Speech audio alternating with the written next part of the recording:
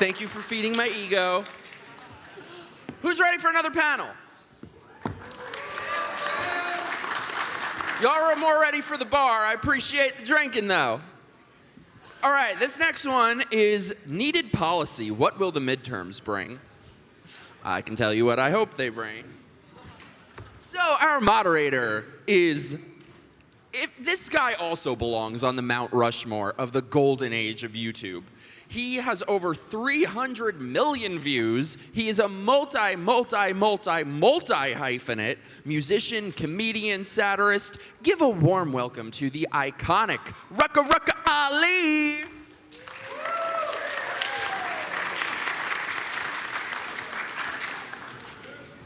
He is a juggernaut of a YouTuber covering all the crimes and crazies.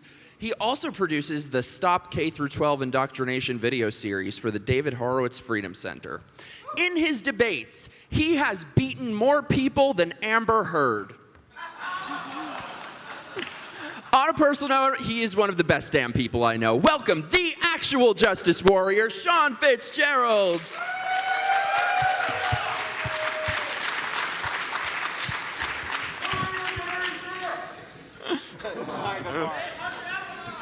Ugh. She is a public policy and communications professional who advises committed conservatives in Congress. You've seen her on Timcast and Slightly Offensive. Put your hands together for the flawless Lisa Reynolds.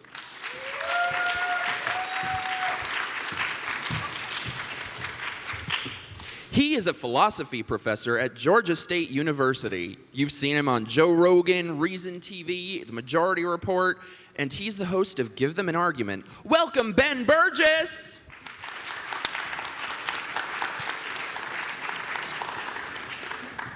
This next guy, he is the chief mansplainer and senior political analyst of Don't Walk, Run Productions. With over 500,000 subscribers, he destroys everyone with facts and logic. Please welcome Andrew. Don't walk, run, run, run, Andrew, run. All right. Hey, everybody. How we doing? Yeah. All right, so I was thinking we could start this off a little bit different than usual. So I've got a list of topics that were suggested for for us to talk about. Why don't I read this list of topics, and each one of you, one by one, could say which one of these you think is going to be the most important to voters, or you could add one that wasn't on the list, all right? Here we go. Build Back Better. What should have happened? Where do we go from here? Social media censorship. Antitrust laws. Transparency education. What do you want to see? Quote, don't say gay, or quote, anti-grooming bills. Do you agree with the DeSantis bill? How would you alter it? Are term limits effective? Election integrity. Voter ID or H.R. 1, what is your policy position or favored policy? What immigration reform would you advocate for? Can any policies help ease inflation? Can Congress do anything? Prescription pills, how can Congress intervene? Student debt relief, is this a regressive tax or something needed? How did Congress do with spending since 2020? What parts made sense, what failed? All right, one by one. I guess we can start with the far right, ladies first. The far right, no pun intended. Hey. So, yeah, what do you think is going to matter to voters? There's so much there. Right now, I think that, especially on the right, the parents are really motivated. Parents don't like what's going on with CRT. They don't like what's going on with the indoctrination of their children. And that's been going on since like the 1960s. And they're finally like seeing the results, especially after COVID, when they were home and got to see what parents, what teachers were teaching their kids. I think that's important. I think the border's going to be big. I don't know. There's a bunch of things in there that are, inflation's huge. People are feeling all of Biden's regressive policies in their wallets right now, and so we're in for a really interesting 2022 election season. Education, what's being taught. Andrew, what do you think? I would add to that. Definitely education. With the governor's races, there's going to be 36 governors up for re-election, and CRT and education and mask mandates, and it's just going to be down the line. You're going to see a lot of I think you're going to see probably like 3 or 4 states flipped from blue to red. Michigan, Hopefully. Michigan, Wisconsin, Minnesota, Nevada. I think that those are all in play after what happened in Virginia. Virginia was a wake-up call, and the Democrats are not heeding that call. They're doubling down, and that's a big mistake. You're not going to see a red wave or a red tsunami. It's going to be like a fucking red earthquake. That's my. Sean? Yeah. I mean, education is important. Obviously, the Virginia race did kind of hinge on that specific issue.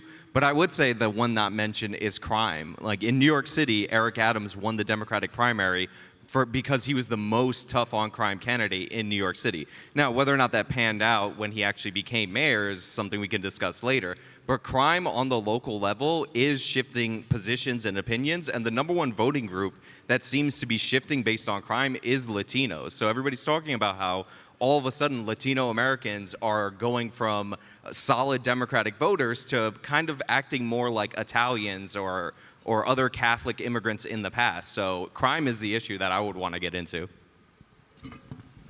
Yeah, I mean, I think unfortunately, because the Biden administration and the Democratic leadership has been so tepid and uninspiring, I think that it's entirely possible that you will get an election based on contrived culture war nonsense about education and masks and the rest of that. But certainly stuff I would want to get into. Culture war nonsense? Oh, you yes. want to elaborate on that a little bit? Oh, yes. Whereas the stuff that I would want to get into, you mentioned some of what's in Build Back Better. I would also mention, healthcare, which the 2020 election was about to a great extent and has been completely dropped, and is certainly an example of something where, if the election's about that, the opinions of voters on that are, to the left of Biden, never mind the Republicans. So sounds like the culture war stuff, the social issues, and like what kids are being taught, CRT and more, is on the minds of a lot of voters. Is that what you're calling culture war nonsense, or can you expand on that? Sure. So I think that a lot of that stuff, is contrived in the sense that some of these are really solutions in search of problems, and that there are things that, Republicans would like to change the subject to for obvious reasons because... Wait, why do I feel like you're saying a bunch of nothing? What do you actually mean that it's contrived? I guess you feel like it because you're not listening, or you just jump to that conclusion, it's not that. or something like what that. What is contrived? Are you saying that people aren't talking to kids in kindergarten through 3rd grade and asking them, or talking to them about what gender is and what their sexuality should be, and talking about masturbation? Are you saying that that's not happening? Well, Because we've seen evidence that it is. talking about masturbation would actually not be affected in any way by. But that did happen recently, correct? By the DeSantis bill. There's nothing in that language that's about talking about sexually explicit content or not talking about it. What is in there is about talking about sexual orientation or gender identity, which is a very different set of topics. Do you think that should be And talked about from to 3rd graders? And I think that the language, of course, is hopelessly vague. So I think that there are very legitimate concerns about having a chilling effect on just, people, doing, if you want to talk about masturbation, nothing in the bill would stop you. If you want to read a book that has a gay character in it to students, that could potentially stop you. The language is consistent with that. In fact, especially if you look at what's already on the books in Florida, that there is, that it already says that, sex ed in Florida, it explicitly says, it's in the statutes. Look at what PEN America has put out about this, that sex ed has to promote abstinence outside of marriage, and it has to promote the benefits of monogamous heterosexual marriage. That's already in state law. So I think the idea that, I think that in many ways, again, I think it's a solution in terms of a problem. I think it's an attempt to whip up a moral panic so that people will think about that instead of thinking about out-of-control levels of economic inequality, instead of thinking about a healthcare system that most people hate for very good reasons, instead of thinking about labor unions that most Americans are supportive of and the Republicans are absolutely not, et cetera, et cetera. That's what I mean when I say contrived. So, but if these things are all nonsense, then why is the left fighting so hard against it? Why are they pushing back? Why can't you just go, yeah, it's no big deal. Why would we teach third graders sex ed and gender identity? Kindergarten. Kindergarten. Right? The law is kindergarten Don't through say third grade. gay. Law Right? has nothing if it's a to bunch do of with nonsense, sex ed. why are they pushing back so hard? Yeah, law has nothing to do with sex ed, so that's just a basic correction. As far as pushing back so hard, yeah, I think that the issue, the alleged problem that something is supposed to be a solution to, could be contrived nonsense, and it could still be the case that the proposed solution actually does do real harm in the real world. That they have as with the anti-CRT bills, if you have state bureaucrats looking over the shoulders of classroom teachers, and you have this chilling effect where people are worried, oh, if I say the wrong thing about the wrong subject at the wrong time and the wrong person hears it, then they could lose their job. I think that is an extremely unhelpful intervention in classroom. Now, as far as why Democrats are pushing back against it the way that they do, I actually agree that it is a huge strategic blunder that they're allowing the discussion to be so much about this, right? I think that in that Virginia election that was mentioned earlier, ideally, McAuliffe would have said, why are you talking, about the schools so much? Why aren't you running for school board if you want to do that? Because kids were getting Why don't we raped talk in about bathrooms. wages? Why don't we talk about unions? Why don't we talk about health care? McAuliffe couldn't do that because he had nothing attractive to say about any of that because he's a mediocre centrist. But you're kind of rewriting that election because he did try dismissing the parents and all the people that were concerned about this. He did try downplaying the issue. It turns out that Not parents really. are concerned about what's going on in their kids. And It's not really he what went he even did. further, and he started attacking the parents as potential racists. It's a Yeah, horrible strategy. that would be the opposite of downplaying. That would Well, would that- actually be leading into focusing on the issue and just trying to appeal hard to the other side of the issue. That's a very different thing from downplaying it and saying let's not talk So- about that. Well, it's a strategy. Let's talk about It's- economic it's a equality. strategy, which of course though. McAuliffe couldn't do. You downplay- It's a strategy. It's not a downplaying strategy. No. You downplay, and then if that doesn't work, you start attacking. So Okay. he was going through the motions. Okay, I okay. will agree, it's not a very, I mean, it's not a very Wait, I solid just have a campaign If strategy. there was downplaying, it didn't last for very long. Are you saying that parents, that children that go to their guidance counselors in school and they're telling them that they're having problems and their guidance counselor's talking to them about how they're transgender and all that stuff, and the counselors are hiding it from the kids, so much so that the kids are now this one girl did 2 suicide attempts in school, and they didn't even tell the parents till the second one. You think that's okay to be happening in schools? Do you think it's okay to be reading books like they have in Fairfax, where it's talking about older men with kids that are under, 6th grade about fellatio? You think that that's okay to be in our school system? Because that is the real problem, that it's ubiquitous and people are denying that it's happening, but we have multiple examples of it happening over and over again. And for you to say that we're downplaying the issue or it's not an issue is like an affront to parents. This is not what we're supposed to be teaching in school. This is if anything, it's what Mark said. It's the destruction of the family through race and gender, which was verbatim. Mark said that? Yeah, it's Destruction actually- of the family through race and gender? Yes, 100%. Mark said that? Where does Mark say that? Verbatim in the Communist Manifesto. No, he does not. Yes, he does. He goes, the destruction of the bourgeoisie family, the destruction of capitalism is through the bourgeoisie family. It says that, an Everybody's actual looking quote. it up on their Okay. phone. Go look it up on your Okay. phones right now and tell me I'm not here's wrong. what you should look it up on your phones. Here's what Mark do it said. for you. Here's what Marx actually says in the Communist Manifesto about that. Here's what she's thinking tell of. Marx says, communists are accused of wanting to destroy the family, but actually it's capitalism that's already destroyed the family. That's what Marx says in the Communist Manifesto. Marx does not have some sort of, we're going to do some secret plan to destroy the family through something about race and gender. Yes, they do, That is, I think, to put it nicely, a little anachronistic. Do you agree that he doesn't bring up race and gender in the Communist Manifesto, though? Sounds like He absolutely does bring He up does? race He and brings gender. up And here, race look, and look, gender in the it's Communist right here. Manifesto? Marx, Engels, and the abolition of the family. It's everywhere, guys. Pay attention. no, the abolition of the family maybe, but not Through race and gender. he says through other institutions like race and gender, which motivate people. There's nothing about race or gender in the Communist there is. Manifesto. Trust me on this. Okay. Now this seems like more like you two are arguing about the issue, but do you agree that this is going to be important to voters? Are a lot of parents or people concerned with the next generation of students, are they going to be voting based on this issue? And would you say most of them are conservative on this? Would you say that most voters feel more on Lisa's side, or how do you gauge the sense of the culture? Yeah, I mean, I think that there are a lot of voters, and I mean, I'm not particularly interested in sort of saying like, oh, here's like exactly what the poll breakdown is. I actually think that's the least interesting sort of discussion to have. You could just kind of Google that. But I think that but look, my sense is that there are voters who have a variety of concerns depending on what the election ends up being about. They could be pulled in different directions.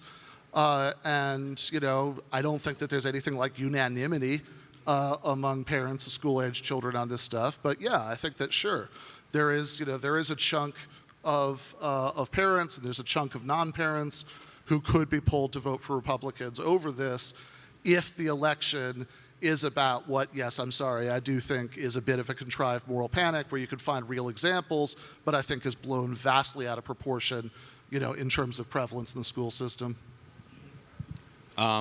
Yeah, Sean, what do you think? You've been kind of quiet. I mean, as far as where the American people are lined up, like parents become more conservative overall. So like even if they're like genuinely progressive or more left-leaning, when it comes to their children, that's always going to be a shock issue. And the reason the Republicans are harping on this issue is because there's no real good defense from the left. They have like not concocted their rebuttal. So I think if the Republicans make this the issue, they will have even better gains than if they don't. Because right now there's not a good rebuttal. And even I know you want to talk about policy, and I feel you on that because we all work in the political space and we're interested in that. But most people vote emotionally. So when you say, listen, I want to talk about like this specific economic issue, that's not what people actually vote on. And we've seen that time and time again when they go to the polls. Well, they're not thinking about, unionization policy. Well, certainly there have been many, many elections where people are thinking about unions when they go to the polls. Historically, I agree that for a variety of reasons, that's very unlikely to be the case in 2022. And usually economic voters vote when the economy's bad, I throw out this party. It's never more than that level of superficial. So let's bring it back to economics and policy. I mean, it is a little bit more, right? I mean, I think that you certainly find areas of the country where unionization had a lot to do with voting patterns over the course of decades, right? And I think you're right, of course, right? That it's going to be an emotional thing, it's going to be a visceral thing, and so if you're going to get people excited to vote for you for the sake of efforts to like materially help people and create a more equal society, you've got to be pushing stuff that's like big and ambitious. And it's going to get people excited and inspired on that kind of emotional, visceral level. I mean, if you're going to say Biden and the Democratic leadership certainly haven't done that, so like there's really no way, unfortunately, that the 2022 election's going to end up being about that, then unfortunately, I agree. But everything they are doing that's in that vein is hurting Americans in their pockets. So if we want to talk about, if you want to like change it to actual policy, we can go economic policy, energy independence, and how we've totally depleted in less than in a year and a half our energy independence. And we can talk about how inflation and ridiculous excessive spending is the cause of this inflation. So let's go into policy. Let's go into, if you want to, get to this everybody equal kind of utopia that you want to live in, how is it, like Biden implementing those policies is hurting Americans in their pocket. And that's going to be another driver for the election season too. I mean, people are looking at their own gas prices. Which of those do you think Biden has implemented? Because, I mean, last I checked, even the $15 minimum wage didn't happen, which was absurdly... We're talking about the not drilling on federal lands, the Keystone Pipeline canceling, the Nordic Stream sanctioning that one, being more energy dependent on Russia and So now you're talking about environmental policies, and that's fine to talk about, but that's a very different thing from what we were just talking about in terms of. We were talking about economic policy. It's not really about the environment, unfortunately. An economically egalitarian, policy to make the society more economically egalitarian. Biden has done exactly nothing. I mean, even the $15 minimum wage was nixed on the grounds that, sorry, the Senate parliamentarian, a staffer who issues non-binding recommendations we could fire at any time, said we couldn't. That shows what the level of commitment to that is, which is nothing. Well, he's not even sentient, so like, let's not act like he's the one that's, in charge of anything. It's all staffers anyway. But I mean, they've made, Biden made so many promises down the line through the campaign. Oh, we're going to cancel $10,000 in student debt. What happened to that? Oh, we're going to give everybody, if Georgia, if John Ossoff and Warnock, if they win their race, we're going to give everybody a $2,000 check. And they were like, not really $2,000. Remember that? It was just like a $1,200 check. Actually, it was Trump, to correct you, it was Trump pushing the $2,000 checks, which I actually came out against too. They jumped on it, and that was the selling point. But Ossoff and Warnock certainly ran on it, Warnock's gone. And all of the Democrats Warnock is not going to win his during election. the special elections. And they didn't do it, which I agree. Biden sucks. He should have done those things. I mean, the defense for the 1,400, oh my God, I'm defending Joe Biden a little bit, is that he said that they give him 6 and then he gave him 14, which was not the promise. No, Warnock had on his Instagram, it said, see this $2,000 check? It could be yours if you vote for me. I mean, they said 2,000. They didn't say 1,400 or whatever. I love that politics has devolved so much where they're like, we'll bribe you with your own money. Just come out to the polls. Look, they took every single word that Trump said literally. And then when we do it back, they're like, no, let's walk that back. That's not what they meant. Joe Biden, poor Joe Biden, he didn't mean to say that, if Russia had a chemical weapon, if they used a chemical weapon, we would respond in kind, which means we'd use chemical weapons. He didn't say that. No, he didn't say, oh, hey, this man, Putin, cannot remain in power. He didn't say that. He didn't mean that. He didn't mean it, and then he denies it. The guy's a joke. All very solid criticisms. That's why I campaigned hard for the other guy at the primary. But Trump, it's like, oh my God, he said Kofefi once. And oh my God, it's a headline for a week. With Trump, it's like, hey, Trump likes 2 scoops of ice cream at the White House. It's amazing. You can't believe this. He loves ice cream. And then with Joe Biden, they're like, what kind of ice cream are you eating, sir? Oh, chocolate. So you missed the best. It's such a double standard. Anyway, I'm getting. You missed the best part of that, where he said that Putin couldn't remain in power, but that was his personal opinion. It wasn't the position of the presidency. They pulled a pope. But after he said that, CNN and MSNBC they were basically like, this is like his Reagan Berlin Wall moment, that he was calling for regime change, and then immediately the White House is like, he didn't mean that. He didn't mean that exactly. Because it gives Putin no out, right? Like, if you want him to pull back from this, and you're going to automatically say that he's some, war criminal, and that means he's going to be tried. It doesn't give him an out to pull out. If anything, it's going to make him double down. It was like one of the worst things he could have said ever. Yeah. And now we're here where we are. I mean, I agree. I have had an article in the Daily Beast last week about why the U.S. should be pushing for a negotiated solution to the conflict. It sounds like everything Andrew's been saying for the last few minutes are all the criticisms that the left has made of Biden. And so, of course, they're all ones I agree with. But why do we care about this issue? There's 14 other conflicts going around where there's more people dying than in Ukraine right now. There's 14 other conflicts, and why do we care about this one? And this is what's more important than actually what policy and what elections are there, because what happens is that the media controls all the narratives. It controls what you care about. It controls what conflicts you care about. It controls all of that. And so it doesn't really matter who wins what election, because the thing that's driving everything in this country is like this overarching media narrative, which is clearly aligned with the left, as I'm sure you would agree with. And so what does it matter? What does it matter who's in there? Do you agree with that? That the left runs the media? Yeah, I think that the left runs the media to the exact extent that Marx is concerned with race and gender in the Communist Manifesto. They are. I think that, like, giant corporations run the media, giant corporations whose profit interests are obviously aligned with precisely the opposite of the left's agenda. Giant corporations that don't want to have to pay their employees. Like Disney? Yes, like Disney.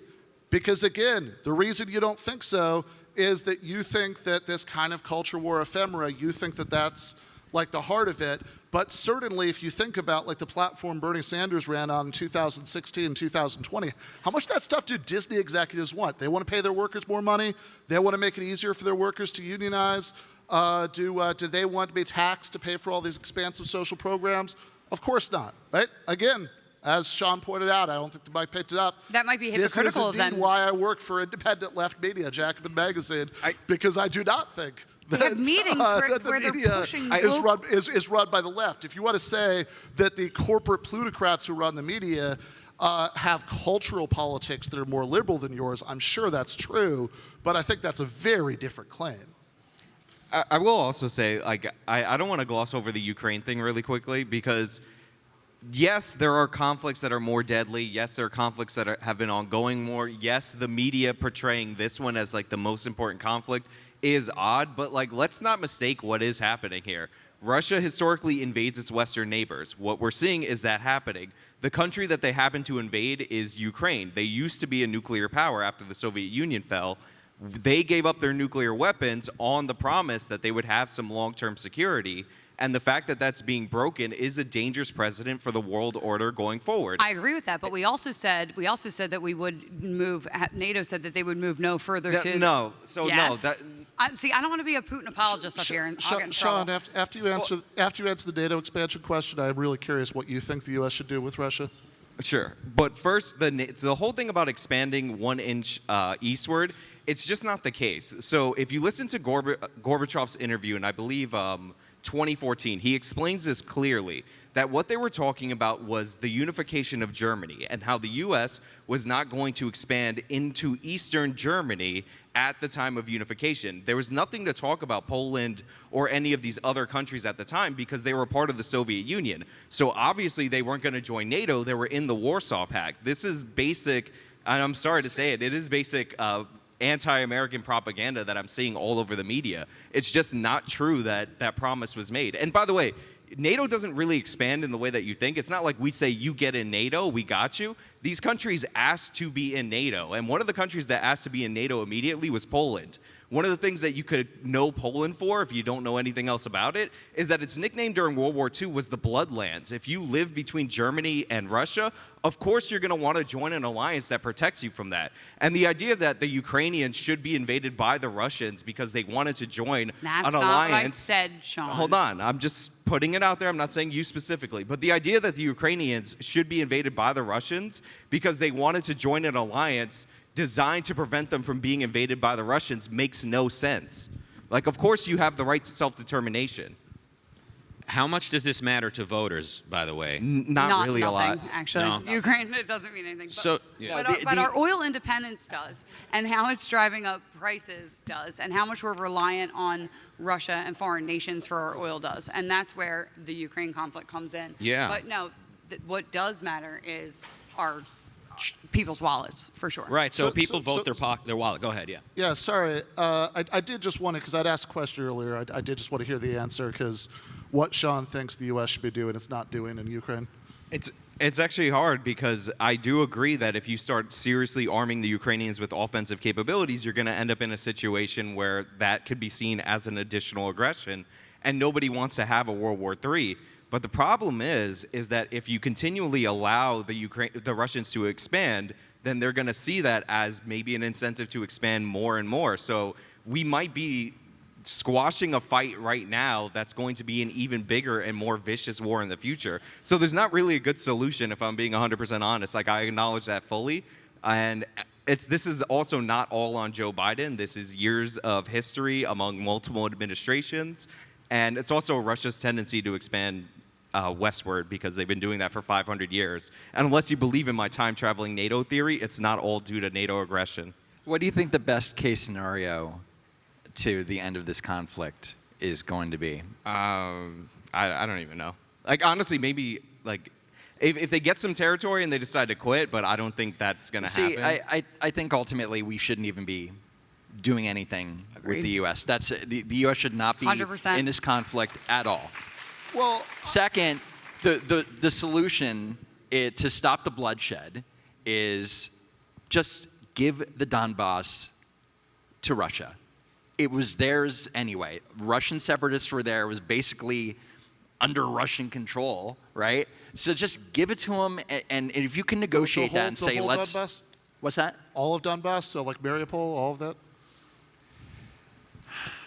I'm not. How about it's none of our business? Who cares? Yeah. Look, How about that? But Like, who gives a shit what they If you want have? to stop the bloodshed, do some real negotiation instead of Zelensky saying, "Hey, we need a lot of money." How about just We're let's gonna- you know. do our own oil and not be reliant No, on them and like put America first? Yeah, Who well, no, cares our, what they're our, doing? I our don't energy, care. Our energy many policy points. right now is ridiculous because we haven't had a land lease sale since Biden took office.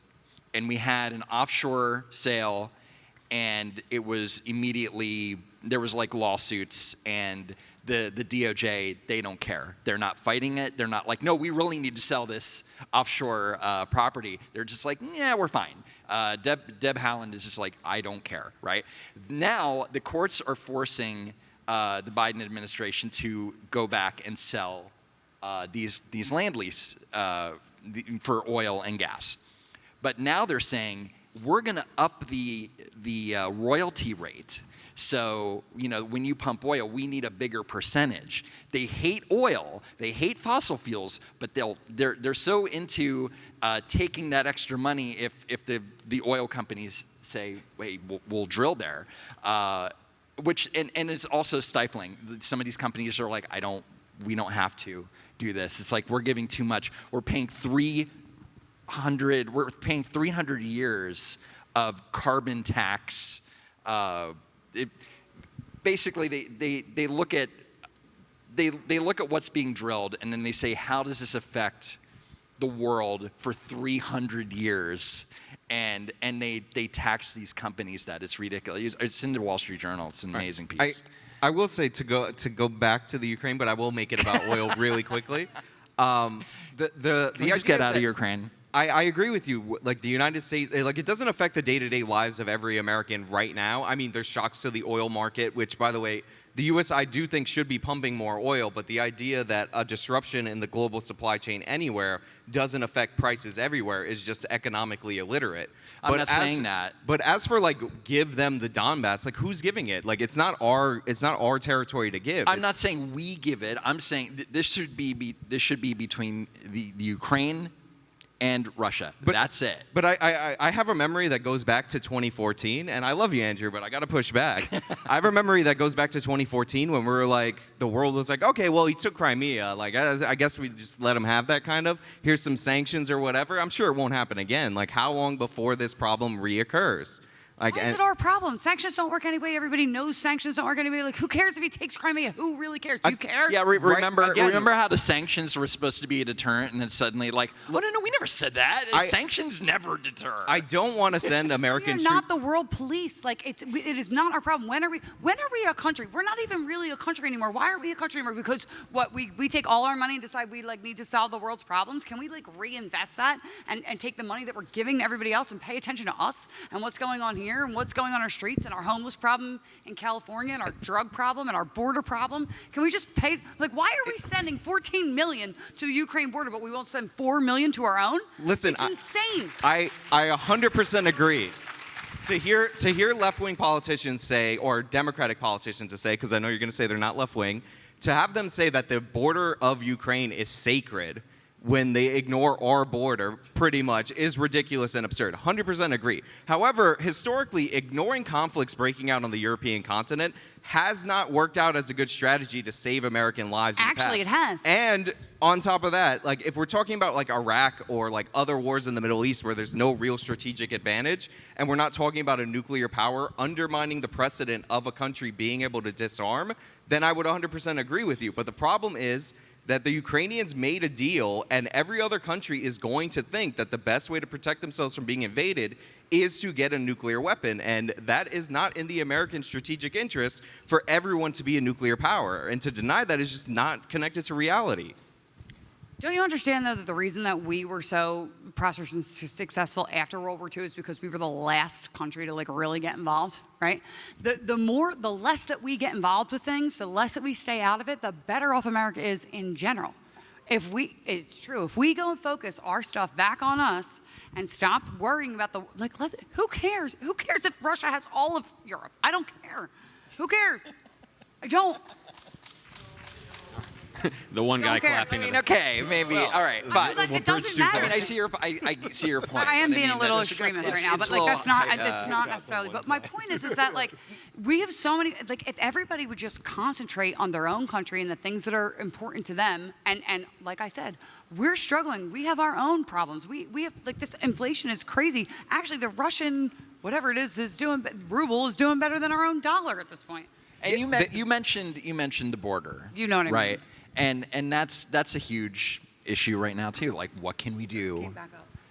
What can we do to what can the Democrats do to fix it? Because they're not doing anything about it. So you mentioned the border, and you said something that I have to say I can't let this go. You said that like we're treating Ukrainian the Ukrainian border is sacrosanct, but not America's. I mean, do you actually think that there's some analogy between like people just like coming over to work and live and an invading army like bombing the shit out of the country and et cetera, et cetera, et cetera, everything that Russia's doing in Ukraine? How are not hundreds of thousands of migrants, of illegal aliens? How is that not considered, even remotely considered, an invasion? Because that's not what the word invasion means.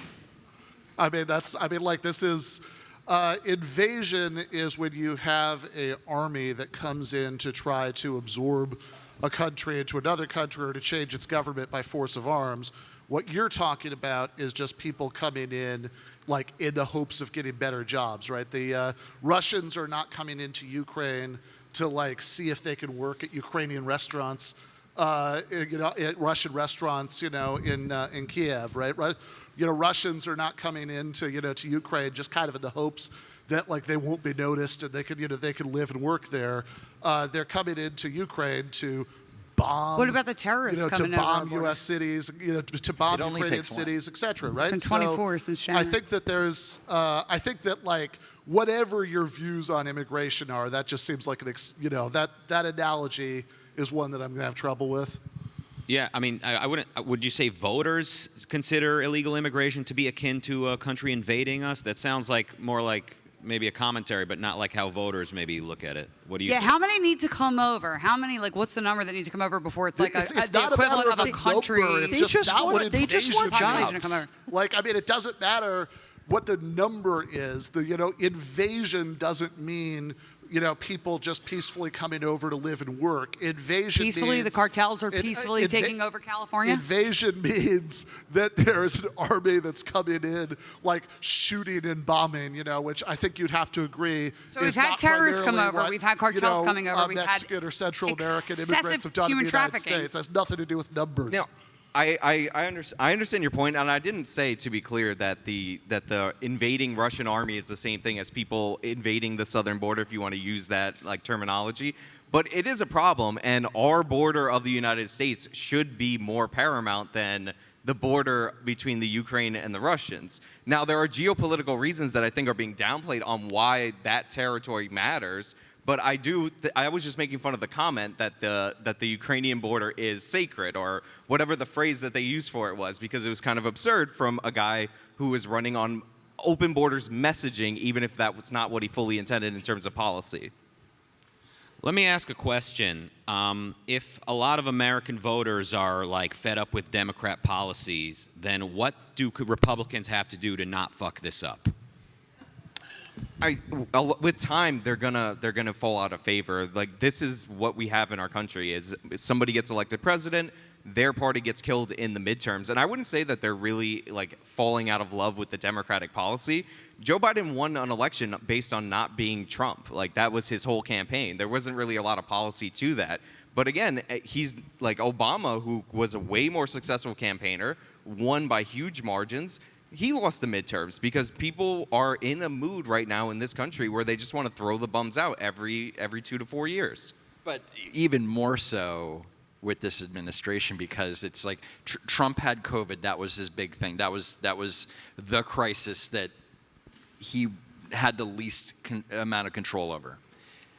Biden has everything from gigantic inflation, massive inflation, to what is basically a proxy war It's a in crisis Europe. after crisis. You have the Afghanistan crisis, you have the Ukraine Gas crisis, prices, oil crisis, prices, economic crisis, crime crisis, supply in a chain year, issues. Look at how we've had all these crises over and over again. Like it is because it's failed feckless leadership. And it's not just in Afghanistan, because I'm surprised, because you just said like 5 minutes ago that you thought that it would be like fine.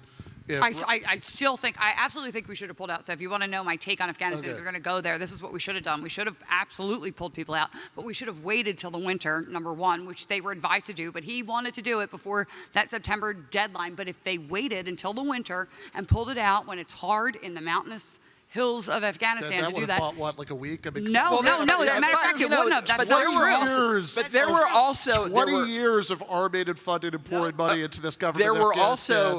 also Couldn't get you a government that conditions. could last for 2 minutes. No. without There the were United also States. conditions to the We could have pullout, which stayed were for not another met. 10 years. Never No, mind not till 10 the years. winter. Not The 10 same years. You thing would just have waited happened. 2 months. You could have pulled everybody out of there slowly. And every foreign policy person, like Todd Bensman and all the people that study this all the time, it's like even if you just waited a month and a half to do that, it would have been seamless. If you would have transitioned people out of there slowly, there was a plan to do it, but he wanted to get it done before that September 11th deadline. Yeah, he wanted the Everyone photo knows op. that. Yeah, exactly. 100%.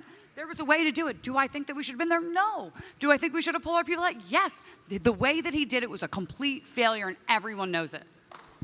And here's The only way to have gonna a smooth pullout from Afghanistan would be to actually make it a negotiate, to actually like negotiate with the Taliban about how to do it, because they were gonna come to power the second. I think that negotiating with the Taliban is a bad idea. I never thought United that States Trump was started good to pull on that, out. so They don't have put me in that box. this idea. There's a reason that Trump was. He laid the diplomatic framework, but there's a reason that Trump wasn't willing to yank the Band-Aid off while he was president, because whenever it happened, it was gonna be. But We didn't have to weakness. leave our people hanging there waiting to get into, like, I was helping our translators come here. I was actually getting their passports and sending them to private planes to help our people get here.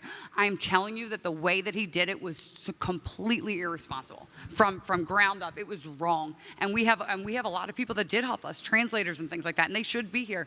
They should be protected, but they weren't. We have people that are still there, stuck there. It was wrong. And the Taliban are terrible, obviously, but the negotiation, the terms, the conditions were that the Taliban was supposed to be in active negotiations with the Afghanistan government. Biden pulled out, and they were not in. They had dropped out of negotiations. So I have a feeling that Trump, he wouldn't have rushed it. He would have said, "We're pulling people out," and get into these negotiations, and it could have happened. And then we could have pulled out. And then if the Taliban had issues after we pulled out, that's their problem. All you had to do is wait till the winter season where they can't fight back. Like, what? And just, I have a feeling that if the Republicans win back the Senate and the House, there's going to be committees dedicated to the Afghanistan pullout, to whatever happens with the Durham report, which... You say that. Listen, I'm a Republican. I'll tell you that probably won't happen either.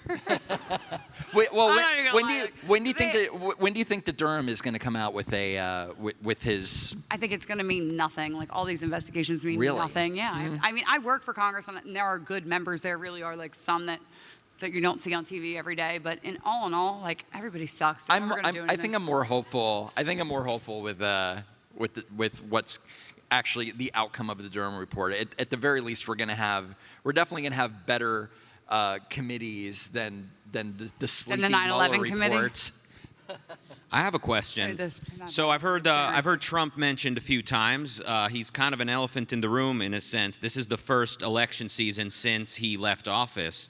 What does it mean to be a Republican candidate today? What kinds of Republicans are going to be running in this upcoming election season, you think? Is it going to be the Trumpian types? I guess, like, what comes to mind? Association, protectionist, I don't know, whatever else you associate with Trump, versus more of the, like, old style, I don't know, how would you describe, like, more of a William Buckley type of Republican?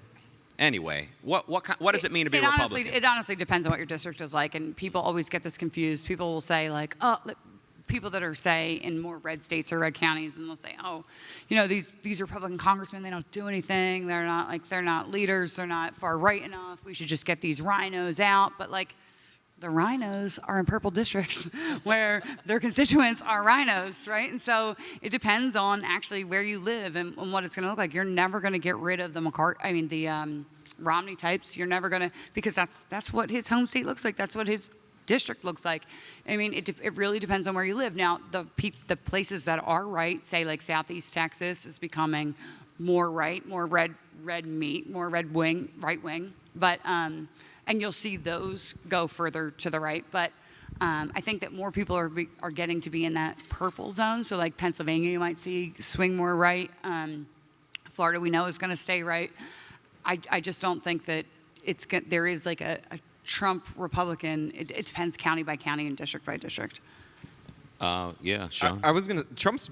What a lot of people don't understand about politics is overall what most voters want, because they play team sports, is to win. Trump is the guy right now. So if you're running as a Republican, you're going to be more like Trump, because until there's another candidate that wins another presidency, like, he's the last guy that won, and he genuinely has broad support amongst the Republican Party. His impact is more superficial than changing policies. Like, Trump's policies tended to change more on who he had in staffing positions in his administration and what Jared Kushner wanted to do.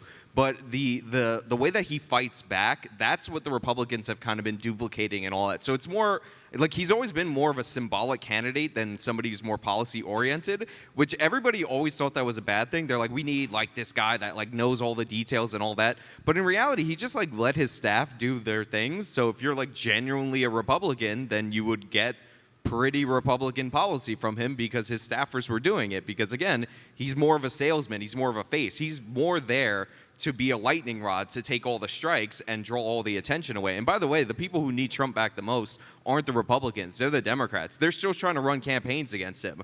Youngkin's entire the campaign against Youngkin was Trump said nice things about him. He said nice things about Trump. But when he's not in the room, all of a sudden you got to find something else, because people are like, he's not that focal point that the left needs to rally back against them. So his impact is more symbolic. He's probably going to run again if we ever get to that question, because everybody who runs for president has a giant ego, and he'll probably win.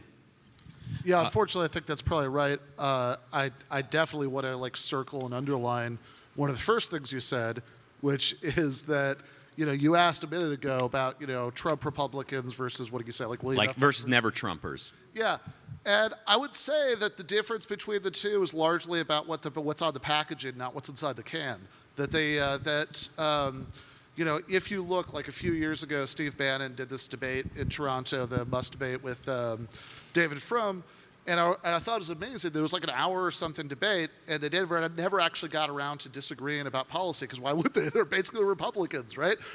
They pretty much agree on that stuff. If you look at how Trump governed outside of certain, you know, I think very cruel gestures with regards to immigration and various attempts at the Muslim ban, outside of that, it was not a Muslim ban. And outside of some of the sort of erraticness about foreign policy, I think that Trump pretty much governed the way that Mitt Romney would have governed if he'd won in 2012. I think Trump pretty much governed the way that John McCain would have governed, you know, if he'd won in 2008. You know, basically that, you know, you have an administration that's pretty much staffed with regular Wall Street Republicans who want to deregulate, who want to bust unions, who, you know, want to lower taxes, all that stuff, and all the populist hot air just kind of whiffs away. What everybody on this panel seems to be ignoring right now is that, like, regular people who are maybe interested in politics, maybe not, and even left-wing or people that were like center-left are now swinging more right-wing because they see how disastrous Biden and the Democrats' policies have been on their wallets and on their kids. And you look at it like my boy James Klug on the street. You should see these people that are like, whoa, I didn't expect Biden to be like this. He's awful. I can't believe I voted for him. You see it all over Twitter, right? Like, people are pissed. People are pissed that our inflation is what, 8%, 8% now, I think. I don't remember the latest numbers, but they're watching people flood over our border. We're watching California towns get taken over by cartels. We are watching the destruction of America right before our eyes because of Democrat policies in a year. Think about where we were a year and a half ago and where we are now and how much worse off we are, and you don't think the average American person sees that? You're crazy. There are way more people coming to the right, and it's not because of Donald Trump. It's not because of anything. It's because of bad Biden administration policies. All Republicans, thank you. All Republicans need to do is be aggressively anti-war, as definitely with Ukraine, and just do not what they've been doing. And just do just take every Democrat policy and say, I'm going to do the opposite. See, Like I'm gonna even disagree on the foreign policy stuff. People don't vote on foreign policy. The Afghanistan war is polling at 18% for a decade. Nobody lost their job over it. But what with Republicans need to do is say, look at the price of gas. Look at it. Look at the price of gas before. Just run your campaign simple, an issue that goes to the gut of the American people, and play tapes of Jen Psaki and all these people saying, oh, well, they could drill all they want. Like, don't worry about it. Like, it's Get an just this electric thing. car. It's only Like, 50 grand. Just run your campaign like that. margarita. Play Pete Buttigieg saying, like, get an electric car. Don't worry about it, bro. All right, same question I asked about Republican candidates, about Democrats. What does it mean to be a Democrat candidate in the upcoming election season? Is it going to be like, are they going to double down on the gays, like the identity, You have Jen Psaki social crying stuff? about it for no reason. Are they going to focus more on the economic stuff, you think? Yeah, I mean, look, I think that, in a way, it's like what Lisa said, it's district by district. I think that it really depends. I think that, you could get, a few more people who actually have good economic policies to, win Democratic primaries and then, then win elections. But like, I'm not wildly optimistic about that, right? I think that, unfortunately, right, I think that the left was defeated in 2020, and it is going to take a while for that moment to come again in quite the way that it did. And so, unfortunately, yeah, I think that you are going to get a lot of Democrats who sort of lead into the culture war stuff on their side. This is the party that, again, they couldn't get it together even to pass a $15 minimum wage, but you could get them to like beclown themselves like wearing kente cloth, and kneeling and in 2020. Unfortunately, that says everything. That didn't work. Neither did the $15 minimum wage in Washington State either. But it's a fundamentally establishment pro-corporate party. There is a small opposition within it that actually does have widespread popular support for some of its policies, but it's probably going to take a long time for it to have much of a breakthrough. Yeah, so if you see if you're a Democrat and you see your local Republican saying, the Democrats are teaching our kids too much too soon about sex at school, and also their economic policy is putting us all in poverty, how do you answer that as a Democrat? And you can all give, whether or not you're in the habit of giving Democrats advice, you can all sort of say, what do you think a Democrat candidate could say to counter that? Well, if they're saying they're teaching too much sex at school, and then that's used as a reason to support stuff like the DeSantis bill in Florida, I would just simply point out that bill is irrelevant to that issue. That there's nothing in there that says that you can't, has anything to do with teaching about sex in school. It says stuff about teaching sexual orientation in school. So masturbation, pardon the pun, untouched. So wait, my 8-year-old, I have a 5-year-old and an 8-year-old. But again, reading a book with a gay character in it, quite possibly something people might worry that they shouldn't do because this incredibly broad, vague language is chilling, which is the entire point. But really, what they should do, unfortunately, I think most of them aren't gonna, right? But what they should do is say, why are you talking about this? You're talking about this because in terms of the issues that actually materially affect people's lives, you've got nothing. Here's what we should do instead. Unfortunately, most Democrats can't do that because they have absolutely nothing appealing to say. So my about those 5-year-old issues. and my 8-year-old should have teachers talking to them and saying, if you choose to be a girl, you can be a girl. If you choose to be a boy, you can be a boy. You sanction that at between kindergarten and third grade. Is that what you're saying? Wait a second. So you think fourth grade it's fine? No, I don't think any of it's fine. Actually, I think the bill didn't go far enough. I think it should never be discussed with teachers, as a matter of fact. I think that it was, I think that if anything, that bill needed to go 100 million times further. So if a student says in a class, a fourth grade class, a 12th grade class apparently for you. Kids don't talk about that. They don't even know what. Oh, come on. If a student says, oh, I heard such and such was gay, what does gay mean? You should just say, sorry, I'm not allowed to answer. No, you say, talk to your parents. Talk to your parents. It's that easy. There is no reason at all for, I saw that one guy on like TikTok or whatever it was, and he was like, oh, I can't tell my kids. First of all, it's not your kids, About it's my your gay students, cruise or right? whatever. Like about going paddleboarding with my partner, right? Why just say, you don't need to say you went paddleboarding with your partner. All you gotta say is I went paddleboarding this weekend. And by the way, anybody in this room, don't did your say teachers, that to say, wait a that minute, is an did your amazing, teachers, that's an amazing thing first of to all, say. Did your teachers, when you guys were growing up, anybody in this room, did they tell you what they did on the weekends? Yes! No, Yes! they didn't. Anybody who says otherwise, frankly, either doesn't your teachers are not your school, friends. When I was They're in your kindergarten, teachers. lying. When I was in kindergarten or third grade, I didn't know F all about my teachers. Okay. I didn't know anything I think if about you think I that knew that's their a universal name experience, and whether they were a if you man even or think a that's woman. a universal It is experience of people above a inappropriate. certain age threshold. They are not I there. think that's very silly. If the I Dem- suspect if the that Democrats you know were- it's not a if the universal Democrats were experience, smart, and they are and not. that you are pretending for the sake of demagoguery that it is a universal Teachers are not there to be experience. your friends. They're there to teach you reading, writing, and And arithmetic. they're not even They are doing not that. there for anything else, right? And they're not even doing that. They're not even doing U.S. Rankings for education are falling behind the rest of the world. And you know why? It's because they want to tell you what they did on the weekend with their partner. Oh yeah, It's really? disgusting. You think that has a big impact on U.S. rankings Well, in what do you education? think is going on? Because they seriously seem to be more concerned about that than anything else. I mean, that's what all the outrage is now.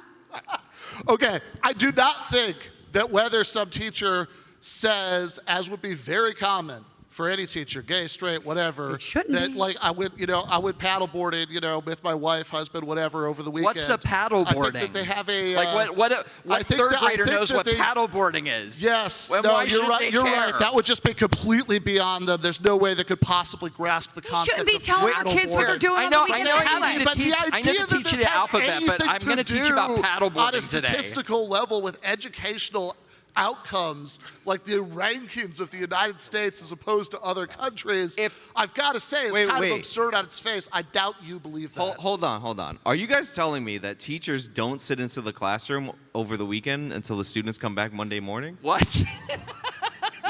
Because that's what I believed See, until the I start of thought- this conversation. I've actually known little kids to think that that teachers lived at the school, right? They don't? But it's true. Maybe it's true. I need to Housing's very jump in expensive here right now. because, first of all, I'm not proud of this, but I'm from a generation where we used to call our teachers gay, and Woo! and that was wrong, 1990s. and that was not cool. 80s. Also, it's time for the Q&A. Line up at the microphone and let's find out what are really the triggering topics. If these Why do I feel like people are I just want to say, really if the rushing to Democrats line were up right smart, now? they would just say this don't say gay. That's crazy. That's dumb. Why are we even calling that? We shouldn't even. It's fine. The bill's fine, and then drop it and let it go. But instead, they're fighting it tooth and nail for no reason. It's just making bill them didn't look go far crazy. enough. Yes, cowboy. I agree. This is for Sean and Andrew, well, mostly Sean, since he's a libertarian. Do you think or do not think that Ron DeSantis is going too far in stopping critical race theory or limiting stopping like mass mandates by violating private property rights? Explain how. The private property. Right. Removing the self-government of Disney, forcing private companies to not mandate vaccine passports. I got you. So a lot of what we saw early on after the vaccine got launched was mandates for vaccines in order to maintain your job, and we saw a lot of that from the government level, but there was also a lot of businesses that did that. So DeSantis decided to, instead of just not having that from the government level, to counteract that by mandating that employers and all these locations can't mandate that. And he's saying that's an issue of private property rights. I would say that it actually is. If you own a business establishment, then you should actually have to be able to make those rulings. Now, we have a bunch of conflicting laws and all this stuff about like how you can't deny entry to people based on all these other reasons. So I can understand how it gets legal. Like DeSantis could have a legal justification, but if you're going with the pure private property rights argument, if I say you can't come into my establishment for any reason whatsoever because you're missing something, because you have something, whatever, then that is a violation. As for the Disney Special Administrative Zone, it's a weird thing because they probably should have taken that away after they never built that city in like 1960 when they were supposed to. Yeah. Yeah. So, but as for doing it due to opposition to a bill, I feel dubious about that because you end up in a situation where you're using government power to punish organizations and people for their speech. No, but it's not speech. It's not even an opinion. Disney was saying that they were going to do what they could to fight this bill. If you say I don't like it, that's fine. But once you say we're going to use our power to get rid of this bill because we think it's harmful, blah blah blah, then they're getting into the political sphere. But he asked me in terms of purely private property rights. Right, but like I understand the concept. But you said speech, and it goes. I'm actually well with you that. on this, as far right and crazy as I am, right? Like I think that if a business wants to say you can't come in here unless you're vaccinated, that's on them, and then people like me won't go and patronize that business. I think that's fine. I don't have a problem with that. I think that was a little overreach, but I do think that, you can't like to have the CDC or something like that make all these sweeping things when nobody voted them in. It is more problematic than businesses saying if you don't want to have a vaccine, you can't come. And I've been living in Florida for like the last half year, and there have been businesses that said we require a mask to come in, like GameStop. I was like, not going to GameStop. Never should have went. Yes. Okay, so as many of you know, the Biden administration, specifically Biden himself, is losing a lot of young people and millennials, specifically because he broke the promise about college debt. Do you think it's wise to conservatives to jump on that issue, not give out payment backs, because that's not right, but actually have a concrete solution like stopping the predatory loan system that's happening on these kids, and actually providing incentives to join trade schools, and actually providing incentives to work in high school to pay off that college debt? Do you think it's wise to actually give these young people something to snatch away a key demographic that Democrats have that they actually lost? It's not predatory. Nobody's holding a gun up to somebody's head and say, if you want to go to school. Kind of. No, look. We're going to disagree. The federal government should not be giving out loans for school.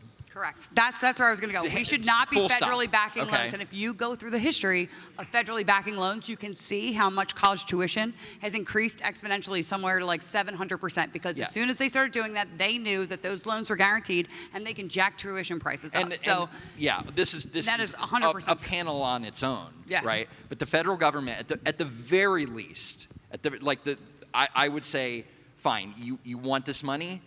What are you going to study?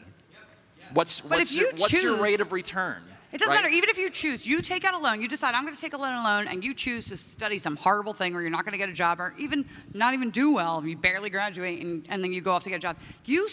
Somebody put that money out for you. You still owe that debt. Like, where is the personal responsibility? Why are we going to say, just because you can't find a job because you got all D's or C's, whatever it took to pass, we're just going to relieve you of that? No, there has to be some accountability, and that's where our whole system is corrupt anyway. There's no accountability for anybody anymore. Professor?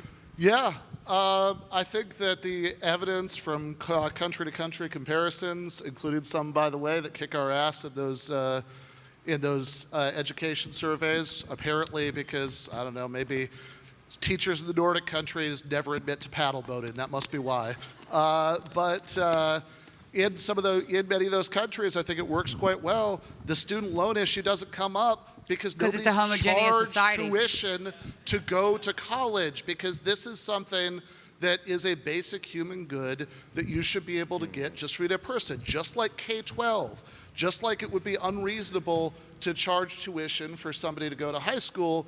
It's unreasonable to charge tuition for people to go to college, especially if you're somebody who goes around saying, fast food workers shouldn't complain they can't support themselves on this income. They should go to college if they want more money. Well, says that? You should have. Yeah. Did who does anybody say on that? this panel say that? Who says that, Mike? He made a video to respond to one of my videos, Yeah. and the whole time he was just straw manning and Okay. put words into my mouth. I've actually worked in fast we watched food. the entirety of the video, No, so he I put guess words I guess into my mouth perhaps the he whole was time, and Sean will straw-manning tell you too. Perhaps he was straw-manning himself, but I think if you're going to say that, Okay, then no, you're you just a liar. really You're need. just a liar. You really okay? No. We watched every minute of it. There's if no a girl straw-manning. works in the man is fast fucking food lying right now. and is a crew as member to for as to the 8 years- question, no. you shouldn't be if you're going to say. I'm not against people working if in you're- fast if- food. if I worked you're at gonna McDonald's say- for a day and quit Okay. because it was If hot you're- and if you're stinky and gonna the pants were too short. Oh, for they me. should Okay. go back to college if they want more money. I think No, that that's you not should. what I you should said. treat. I got you. Well, it is actually a thing you said. I'm glad to hear that you've reconsidered it.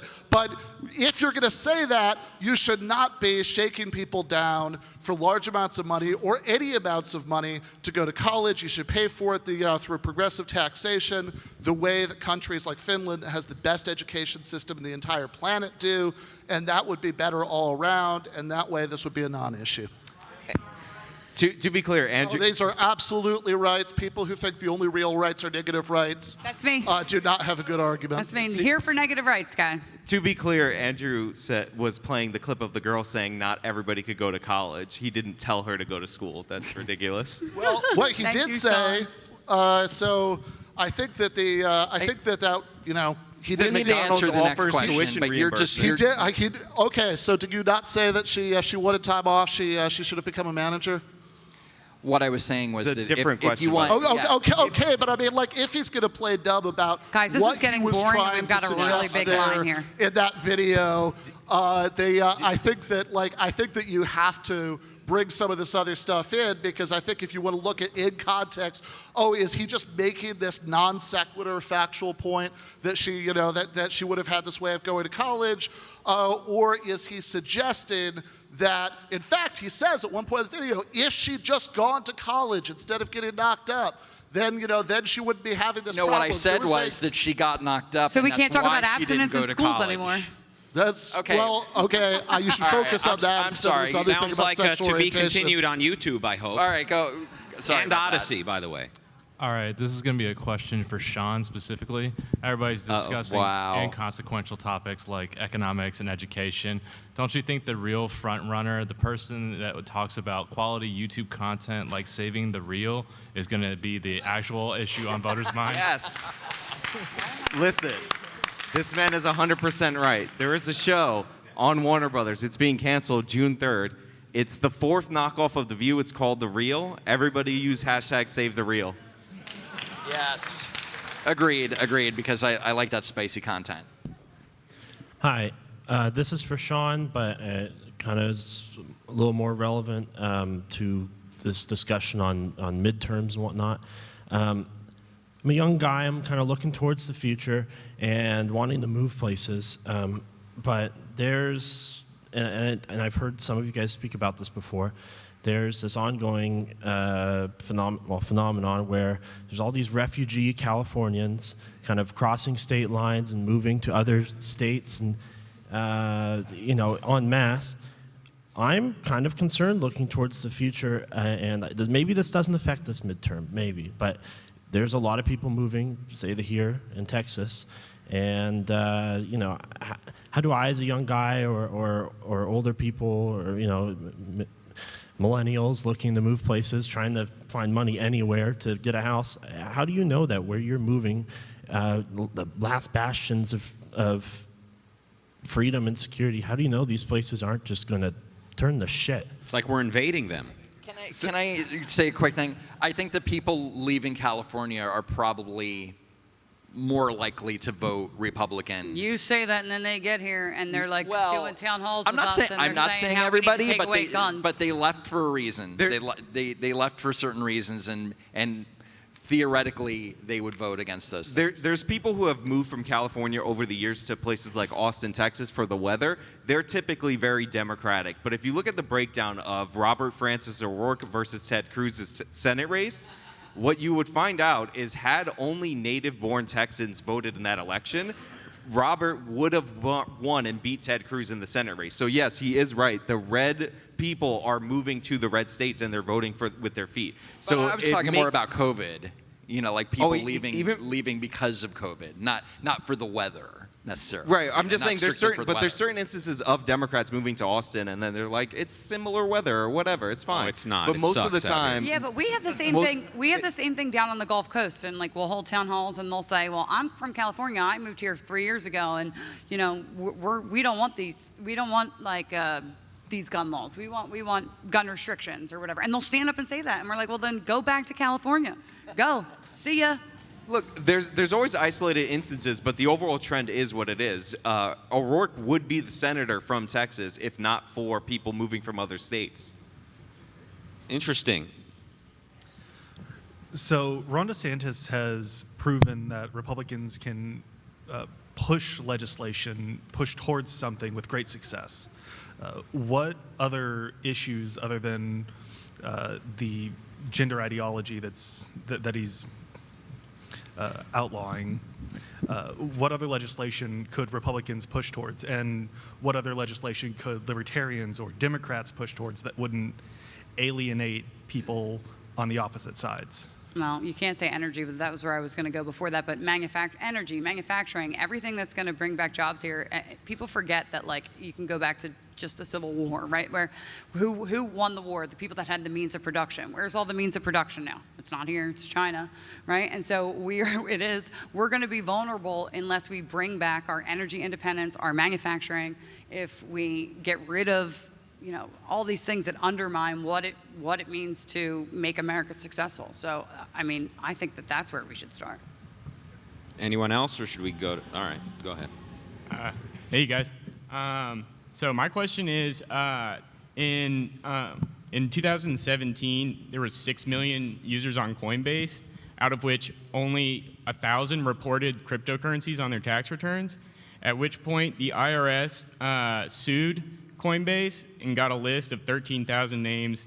And then in 2019, they sent out soft letters, the IRS did, to basically tell people, you better, start acting right.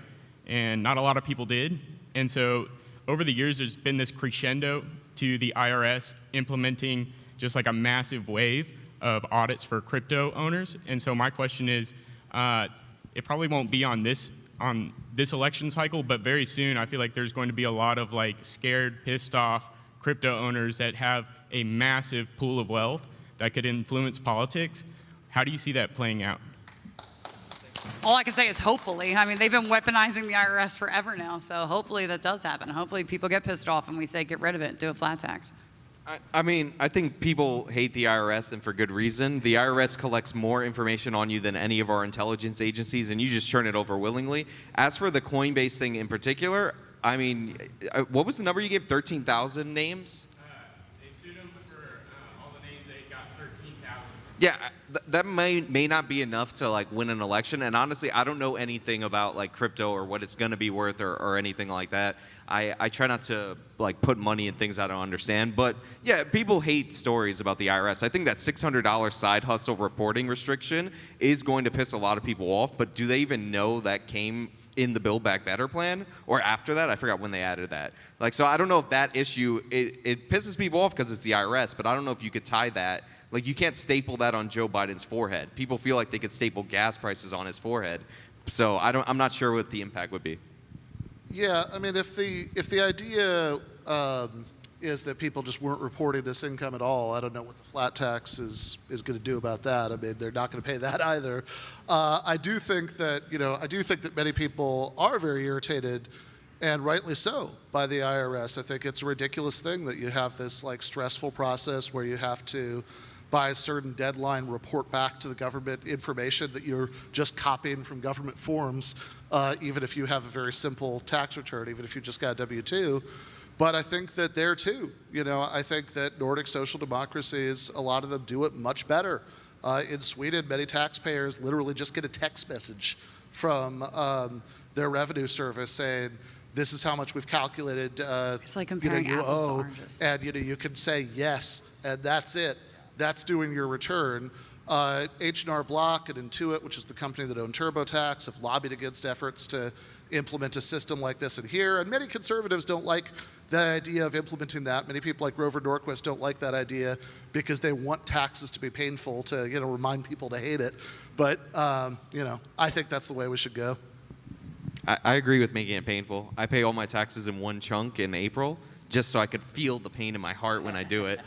It works. It makes you hate it. Good job. So I have a question for each of the panelists.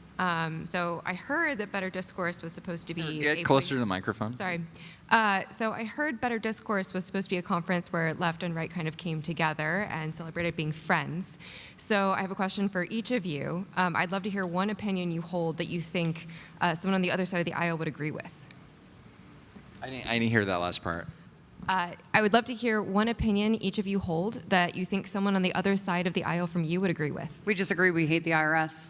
So we all collectively hate the IRS. And Any others? Any other examples? We'd probably agree on legalizing marijuana. You might be in the decriminalization camp, but No, I'm for legalizing it. I think you should be able to go into. I think you should be able to go into a store, and just buy it. Right?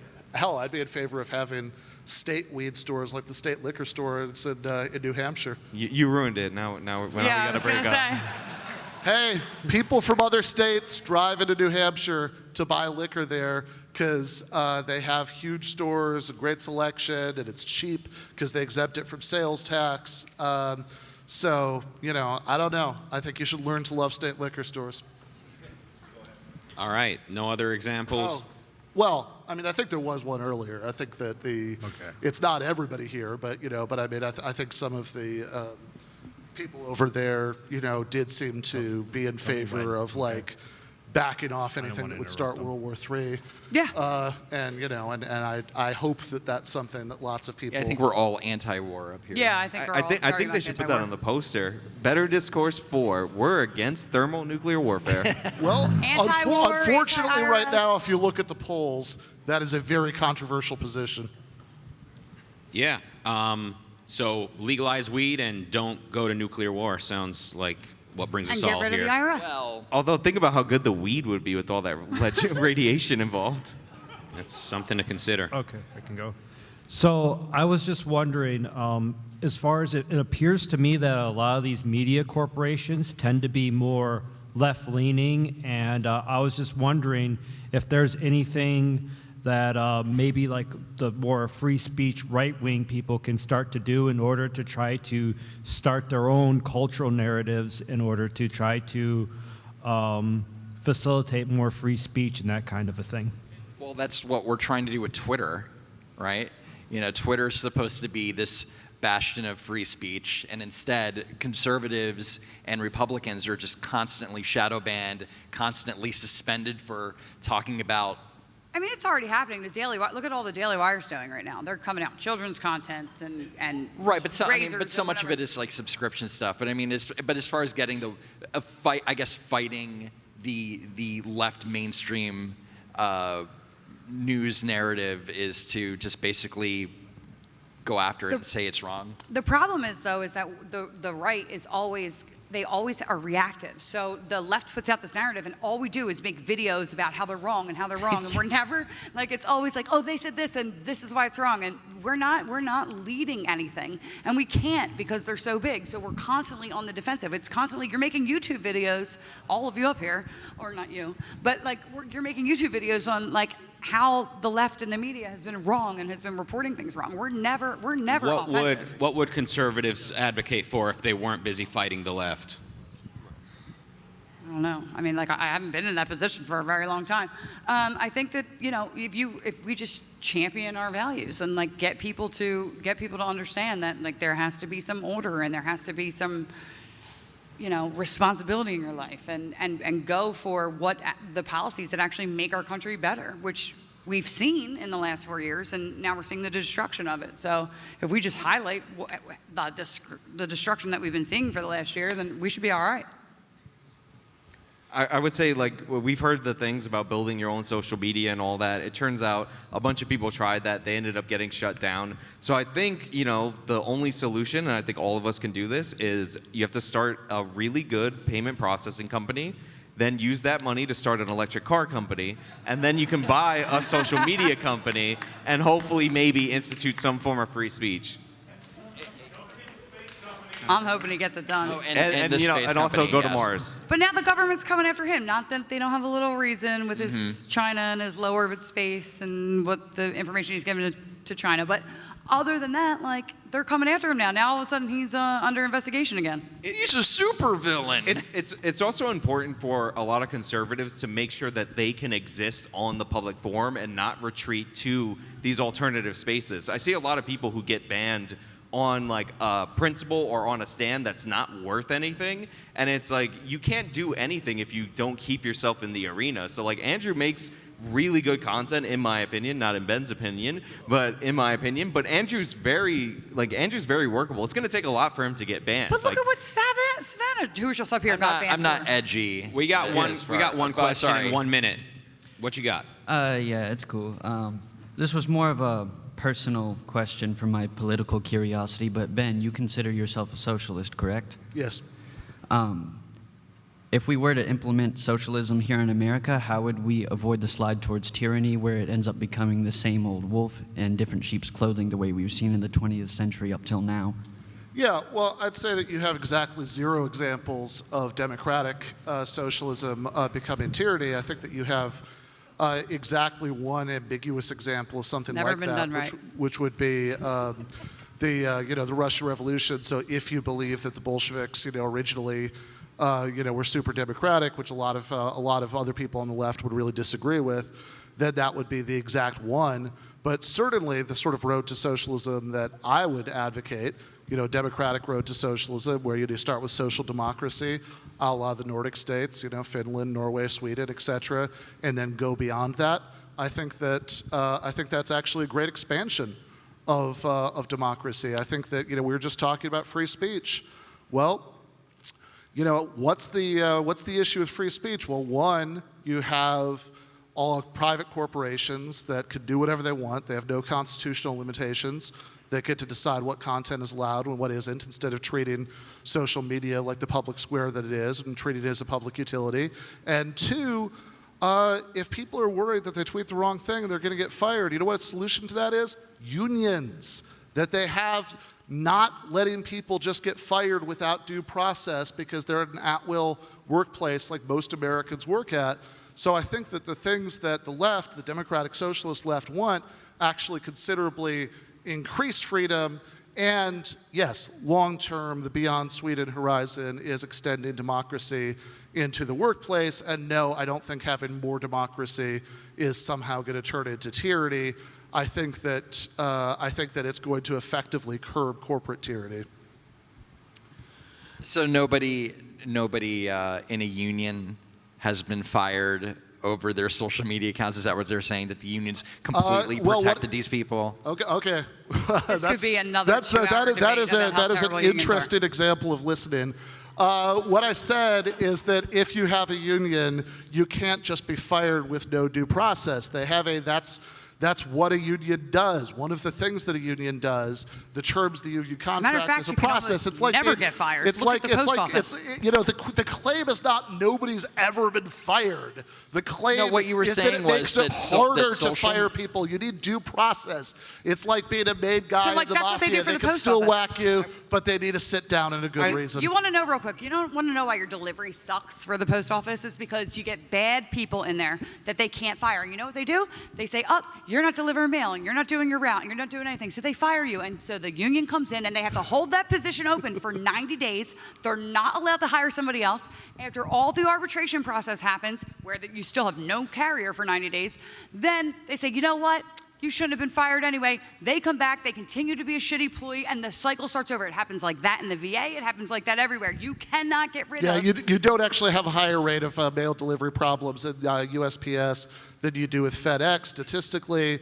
And I would not, if I were you, I'm not normally in the business of giving tactical and strategic advice to Republicans, but I'll make an exception and say that if I were you, I would not emphasize this, because by far the most popular government institution in every single poll is the post office. People love the post office. Well, let me tell you and something. rightly That's not so. necessarily true. I've had to, in now 2 different districts in 2 different states, Pennsylvania and Texas, hold town halls from USPS because of their delivery problems. So let's not say that, because that's absolutely not true. No, it actually is. And on that note, People love the Pardon the pun. Anecdotes and hilarious. data are not the same. I will say nobody took the bait on Ben saying that wasn't real socialism, basically. I did say that. No, I she did. I did. Well, if that's what I had said, then maybe you could take the bait on it. What I said is that there are no examples of democratic socialism becoming tyranny. Oh. Exactly like I said, it's never been done right. It's never been Well, done no, right. they're That's exactly what I democratic said. until they're not democratic. Like- That was the like, for Venezuela example-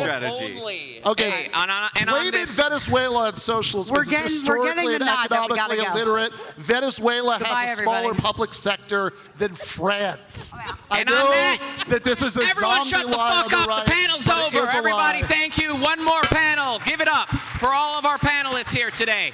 Fuck the post office and good night. But one more panel.